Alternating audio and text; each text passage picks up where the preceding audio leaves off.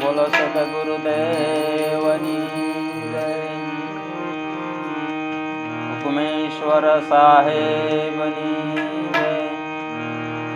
લાભેશ્વર નાથની જય. રામપીરની જય. રવજીરામ બાપાની જય. હરિ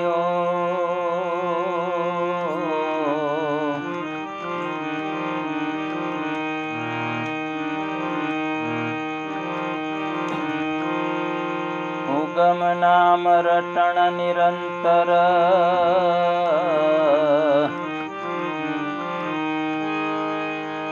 ઉગમ નામ રટણ નિરંતર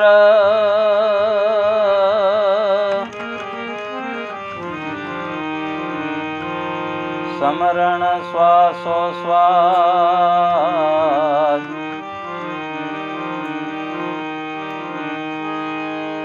લાભો લક્ષયો લહે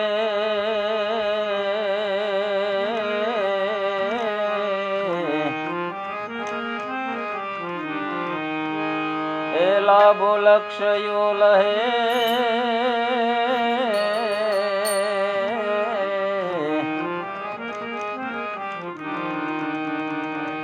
पुष्प में वास लाभो लक्षयो लहे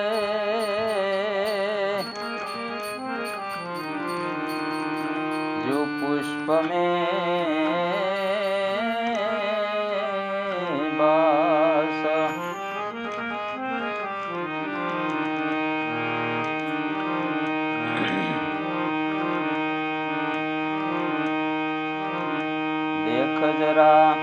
देख जरा प्रभु दया नजर से देख जरा ए दया नजर से देख जरा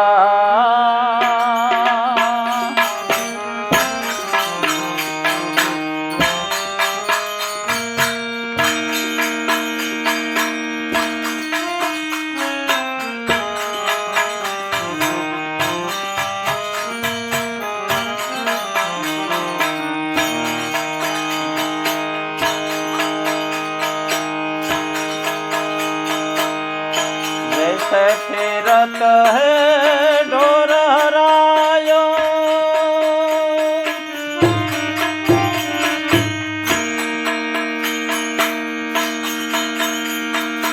एक खाते घास परायो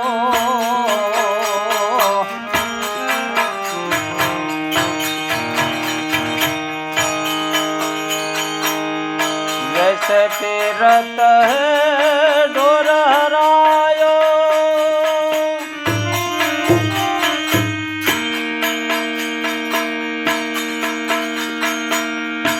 एक खाते घास परायो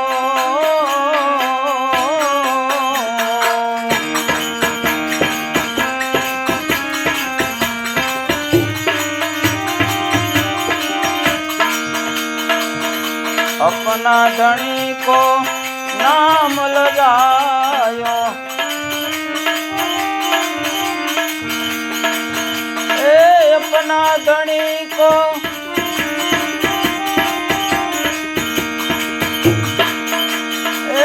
अपना धनी को नाम लगायो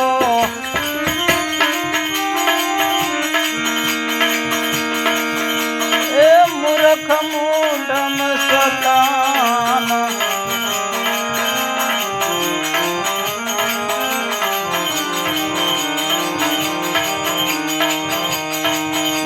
जरा प्रभु दया नजर से,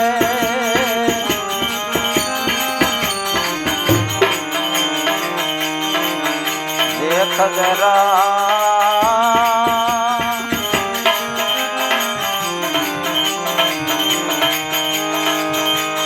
प्रेम फोरम तेरे बाग बगीचे,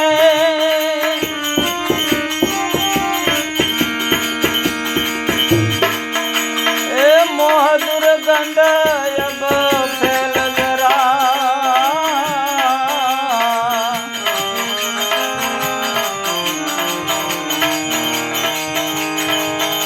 प्रेम फोरम तेरे बाग बगीचे,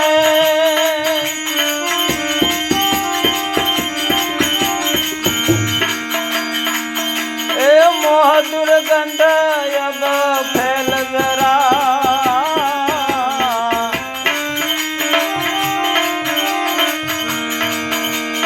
निकाले दुर्गंध कर सुवासित,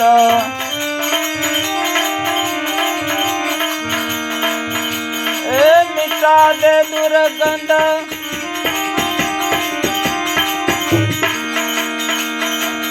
मिटा दे दुर्गंध कर सुवासित,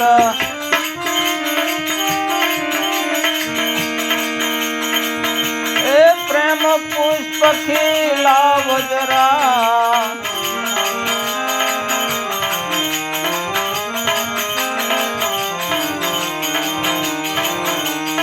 देख जरा देख जरा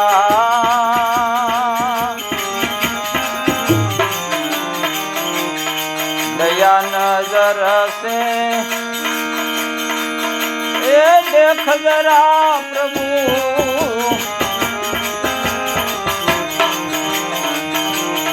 दया नजर से, देख जरा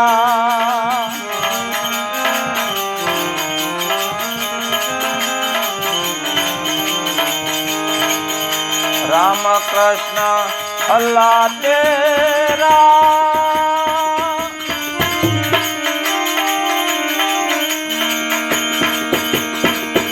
ए नाम तेरा तो अनेक हुआ,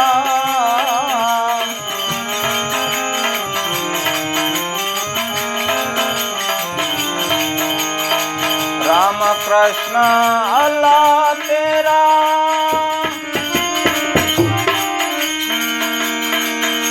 नाम तेरा नेक हुआ,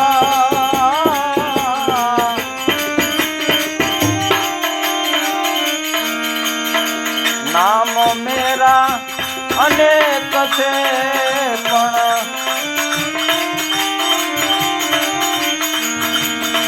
ए नाम मेरा अनेक छे पण,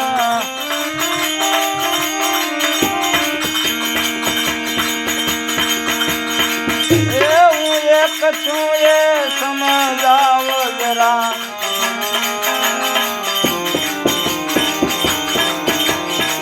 देख जरा देख जरा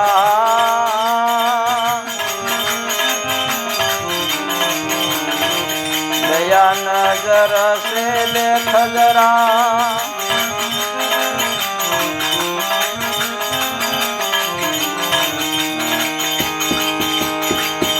जड़ चेतन मा व्यापक वासी,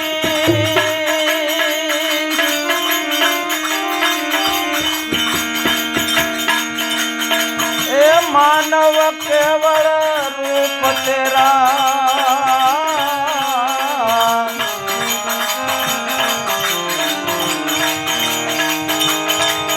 जड़ चेतन मा व्यापक वासी,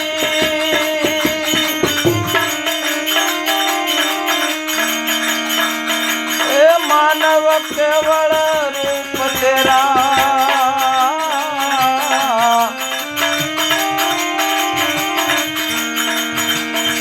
दम पर दम सुरता लगा ले,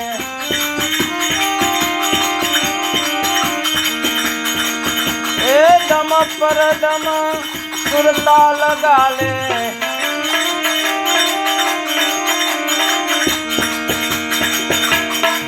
એ લાગુ દરસ દિખલાએ જરા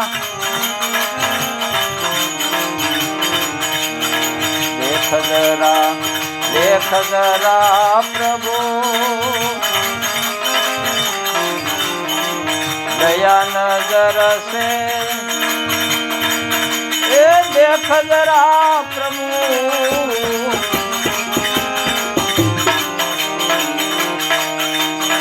દયા નજર સે દેખ જરા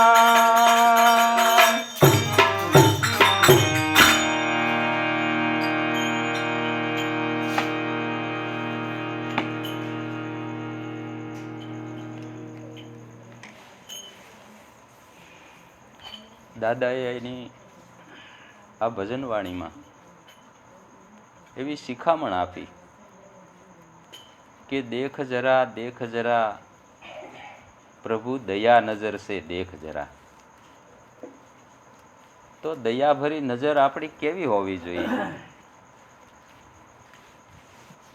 કે જો મન શીતળ હોય, જો મન નિર્મળ હોય, જીવન કે જુગમાં વેરી કોઈ નથી.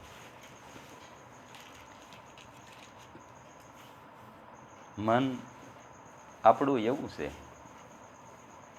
કે એને શીતળ બનાવવું હોય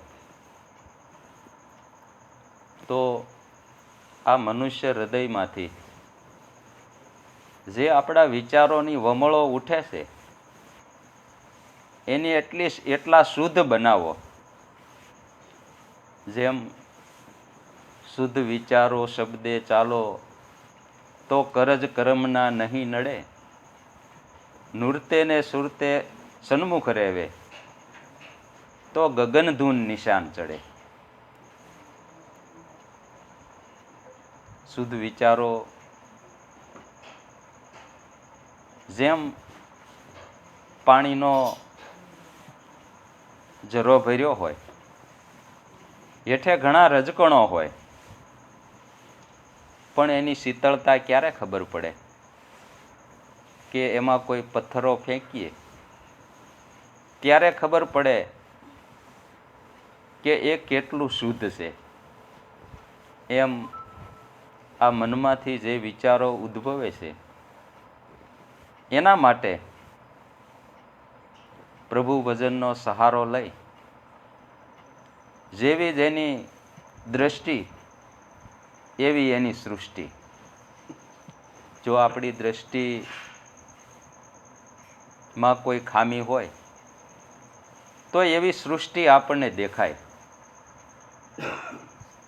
પણ એને શુદ્ધ કરવા માટે હમ તો દિન અરુ રાત મગન હો રેવે, મનમોહન પરવારા પ્રેમના પ્યાલા ભરી ભરી પીવે, વહી કામ હમારા તો આનંદ હોય અપારા.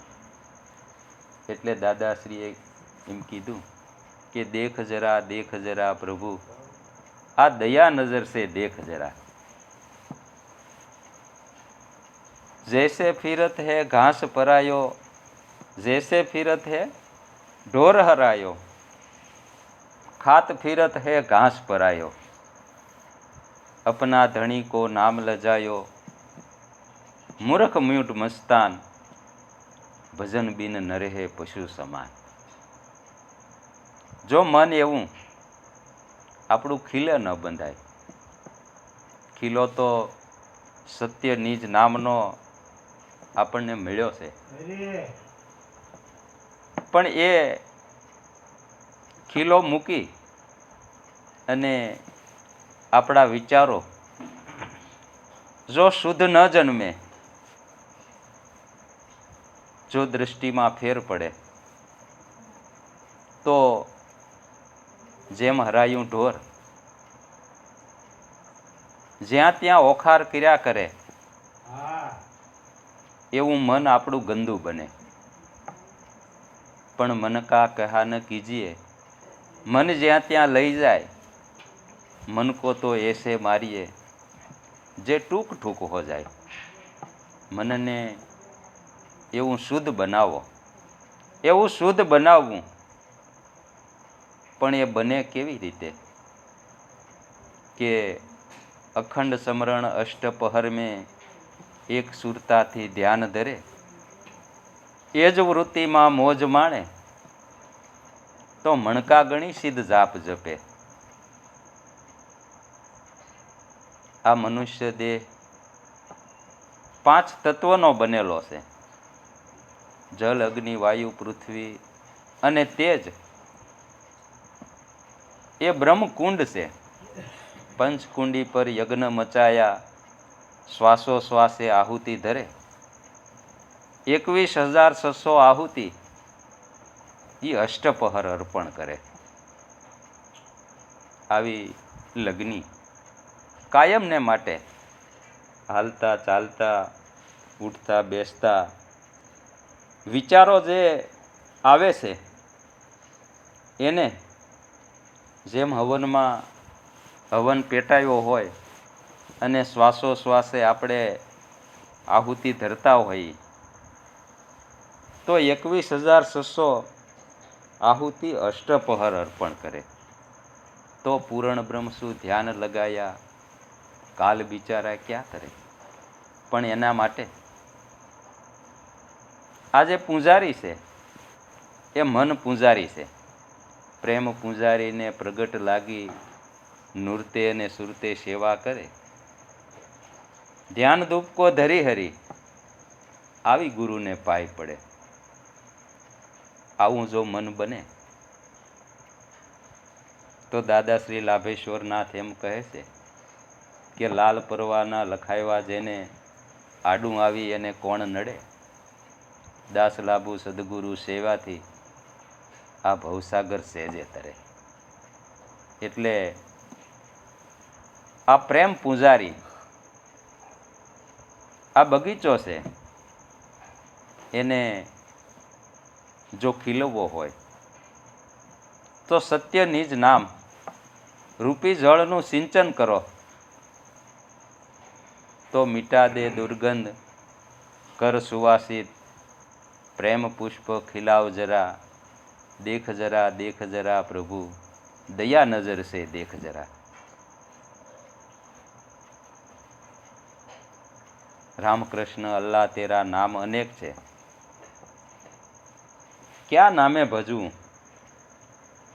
એ નામની પળોજણમાંથી આપણને મુક્તિ અપાવી છે.